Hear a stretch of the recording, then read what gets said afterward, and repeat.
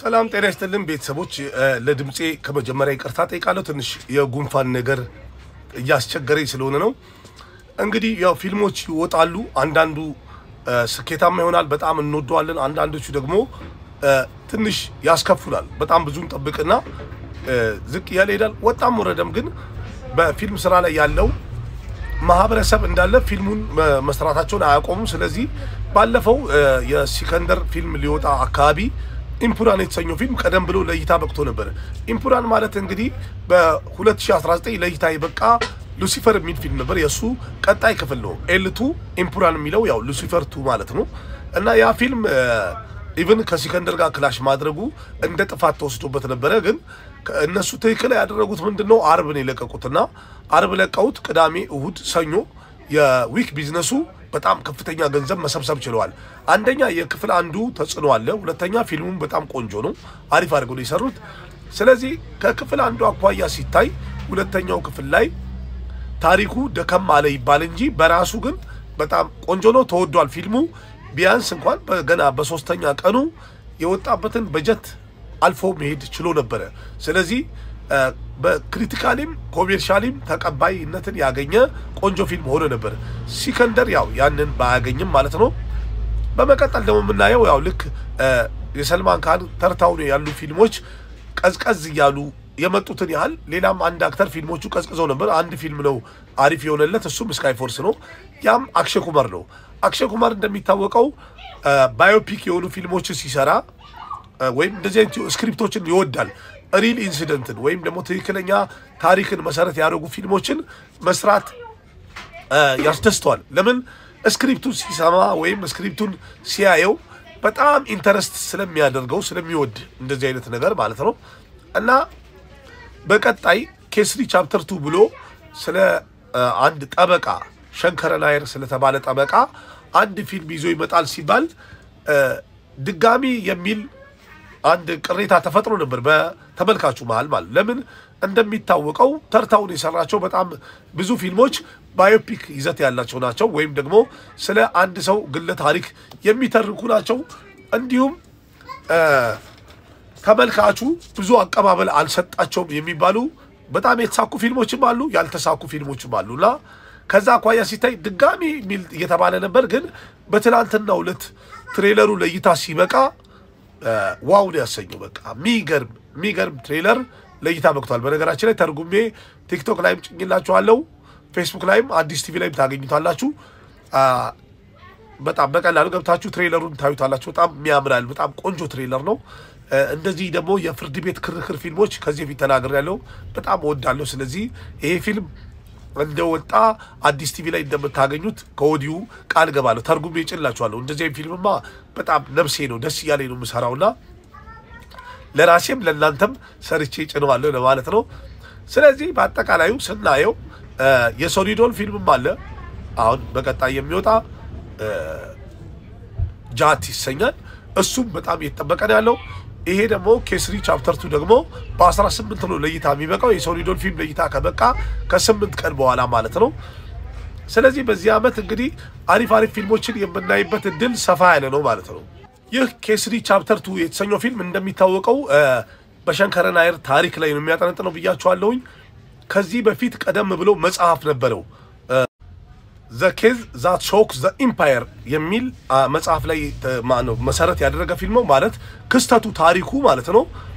ጀሊያ ባላባግ ይባላል ወይም ደግሞ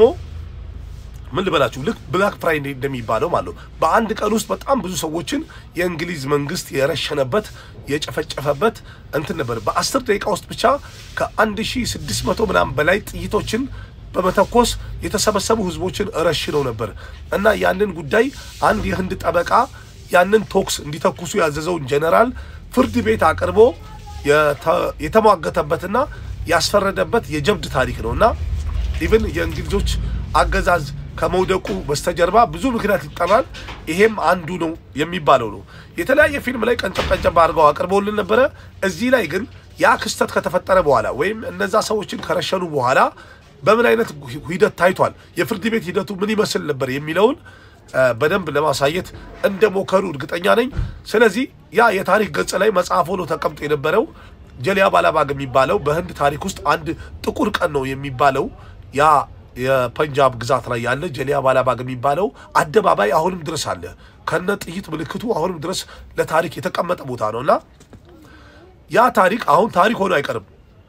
መላው ዓለም ምንነቱን እንዲያየው ፊልም አድርገው እያቀረቡት ነው ያሉት ይሄ በጣም ደስ የሚል ነገር ነው ተስፋ ማደርገው የህንድ ኦዲየንስ መቼስ የራሳቸው ታሪክ ነው ምን ያህል እንግሊዞች በጭካኔ ዜጋቸውን እንደጨረሱ የሚያሳይ ነው እንዲሁም ደግሞ የራሳቸው ዜጋ ምን ያህል ለመብታቸው ተከራክሮ እንግሊዞችን እንዴት እንደረታ የሚያሳይ ነው ስለዚህ እንደዚህ አይነት ፊልም በእርግጠኝነት ሰፖርት አድርገው ፊልሙን ብላክባስተር ባያደርጉት እንኳን ሂት ሱፐር ሂት ያደርጉታል የሚል እምነት አለኝ አክሼ ኩማርም በዚሁ አሁን በስካይ ፎርስ የጀመረው ስኬት በዚህ ኬስሪ ቻፕተር 2 በሚለው ፊልም እንዲቀጥል ያደርገዋል የሚል ተስፋ አለኝ የፊልሙ ፕሮዲዩሰር ከረን ጆሃር ነው እንዲሁም በተጨማሪ ሂሩ ጆሃር እናቱም ፕሮዲዩስ አድርጋበታለች ሌሎችም ፕሮዲዩሰሮች ተሳትፈውበታል ትሬለሩ ላይ የሚታየው እያንዳንዱ ሲን እጅግ በጣም ሰቅጣጭ ነው እና ምናልባትም ከቦርድ ኦፍ ሰርቲፊኬሽን ጭካኔ ካለው ወይም እንደዚህ አይነት በጣም ደም መፋሰስ ከበዛበት ሰርቲፊኬት ሊያገኝ ይችላል ግን ይሁን ምክንያቱም የጉዳዩን አሰቃቂነት ዓለም ትኩረት ሰጥቶ እንዲያዩ ወይም ዜጋውም ፊል እንዲያደርገው በጣም ጭካኔ ያደርገው ማሳየታቸው ግድ ይመስልኛልና ይሄ ፊልም አሁን በ18 ለይታ ይበቃል አፕሪል 18 የዛን ጊዜ እጅግ በጣም ትልቅ ተቀባይነትን ያገኛል የሚል ተስፋ የሚሰጥ ምርጥ ትሬለር ሰጥተውታል በእርግጥ የፊልሙ ርዕስ ሌላ ነበረ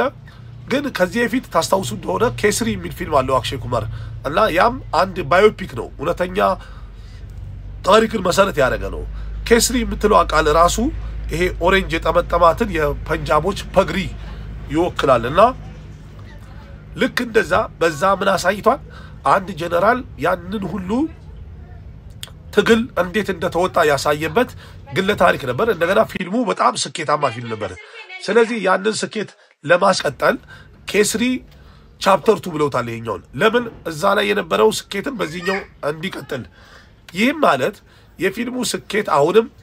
ኬስሪ በሚለው ተመልካች እንዲያገኝ የሄዱበት መንገድ በጣም ወድጄዋለሁ አሪፍ ነው የሚሆነው ብዬ ተስፋ አድርጋለሁ የሚሆነው ደግሞ ያው አይታወቅም አብረና ያለን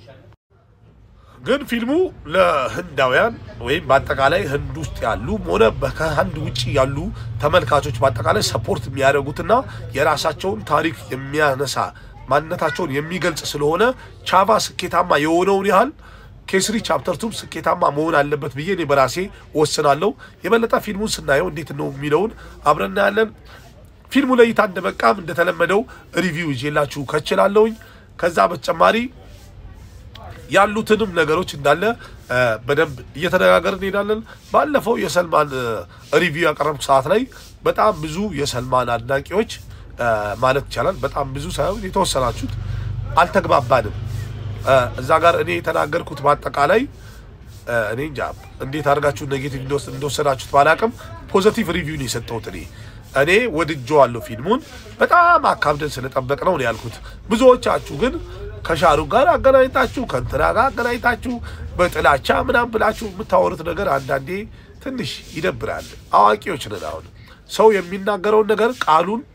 አትበታቱት ቀጥታ ለመረዳት ሞክሩ እኔ ስለ ሻሩክ ስለ ሰልማን ስለምናል አላወራውም እዛ ጋር ሰልማን ከዚህ በፊት ከሰራቸው ፊልሞች እዚህ ፊልም ላይ በጣም ጥረት አድርጓል ወድጄዋለሁ ነው ያልኩት እንዲያውም እዚህ ፊልም ያደረገውን ጥረት በጣም አፕሪሺየት አድርጌው ነበር እና ትወና አይችልም ትላለህ ወይ የሚልም ኮሜንት አይቻለሁ አቃለሁ ኢግኖር ነው የሚደረገው ግን ለምን በስተት ታዩብኛላችሁ ያልኩኝ ስለምናደድ ነው ያላልኩትን ስትሉ ማለት ነው ወይስ ልቅጣችሁ እንዴ ሰልማን ምንም ነገር ቢሰራ አላውራ እንዴ ጃምፕን ብለው እንደዛ ይሻላል አቃለሁ ብዙዎቻችሁ መስማት ትፈልጋላችሁ የተወሰናችሁት ደግሞ ዲስትራክት ያደርጋችሁ ነው እየረበሻችሁ ነው ስለዚህ ይቅርባችሁ ሰው የተናገረውን ቀጥታ ስሙ ፖለቲካ አታርጉብኝ ምን ይላሉ ቻው ጉድባይ ልክ እንደዚህ እንግዲህ ያሉትን የቦክስ ሪፖርቶች የመጣሁኝ እንደዚህ አቀርብላችኋለሁ ከናንተ የሚጠበቀው ቪዲዮ ላይክ አድርጉ ለጓደኞቻችሁ ሼር አድርጉ ለቤቱ አዲስ ሆናችሁ ሰብስክራይብ አድርጉ ከህንድ ሲኒማ ጋር ከቦሊውድ ጋር የተያዙ በጣም ብዙ መረጃዎችን በዚህ ቻናል በአማርኛ በቋንቋቸው አቀርብላችኋለሁ እኔ አቅራቢያችሁ ተርጓሚ ቃሲም መካኔ በሌላ ቪዲዮ በድጋሚ እስከምንገናኝ የራሳችሁን ጠብቁ ደህና ሁኑ ባባይ አዲስ ቲቪ